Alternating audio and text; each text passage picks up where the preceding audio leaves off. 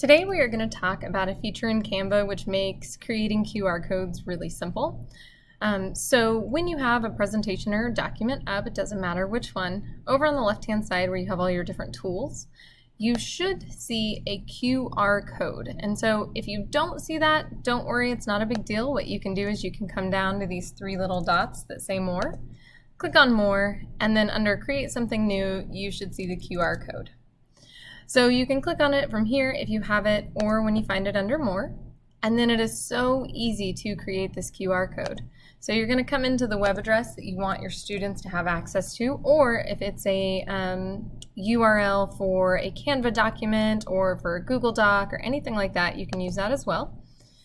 You're going to paste it, and then you're going to click Generate QR Code.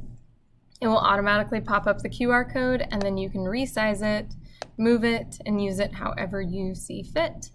It's very quick, very simple, and that is how we make QR codes in Canva.